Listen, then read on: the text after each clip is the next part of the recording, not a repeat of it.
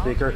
I don't always agree with Tom Broadbeck, but when he's right, and I table his article from today's Winnipeg Sun, which points out how this government is cherry-picking stale data to paper over their dismal economic record, which shows that Manitoba's growth is well below the national average in 2018. For many years, I've been warning that this government's policies would shrink the economy, and the reason is simple. All the employees that they're firing and freezing wages of also spend money and pay taxes into our economy. At the time, I said that if the Pallister government tried to cut spending by $900 million without investing, it could shrink Manitoba's $60 billion economy by 1.5%. If the Premier has cut $600 million, the economy has shrunk by 1%. Does the Premier agree with Mr. Broadbeck the figures show the economy is approaching the worst it's been in 20 years, or is he going to threaten to sue the Winnipeg Sun as well? Nice luck. The Honourable Minister of Finance. Well, thank you, Mr. Deputy Speaker. And one thing we were wrong about, I acknowledge the fact that we talked about the member has never had a job before. We learned out the other day that he's an extra as a movie extra. Oh, that's right. And what he's acting like an actor right now, because I'll tell you what some of the experts are saying about the Manitoba economy. The Dominion Bond Rating Service is saying that Manitoba has the most stable provincial economy in Canada. Hear, hear. The province continues to expect modest economic growth with real GDP growth of 1.7% in 2019 and 1.5% in 2020, Mr. Deputy Speaker.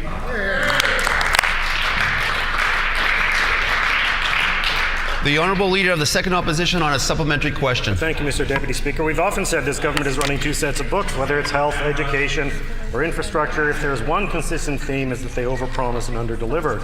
They promise one number on health, then cut $247 million. They promise another on infrastructure, then cut by $350 million, and they're leaving $1.5 billion in federal funding on the table. The problem for this government is, since they're saying one thing and doing the other, Manitobans aren't fooled. That $1.5 billion in funding could make the difference between recession and growth. Why is this government going out of its way to drive Manitoba into a recession? The Honourable Minister of Finance.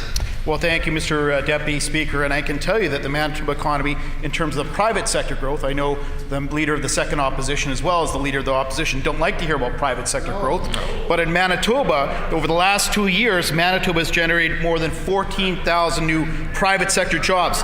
That's a 99% increase, Mr. Deputy Speaker, from the previous 2 years. And you know what, Mr. Deputy Speaker? These 14,000 jobs is greater than the last 4 years of the previous NDP government combined. Wow. 2013, 14, 15, and 16, Mr. Deputy Speaker. Wow.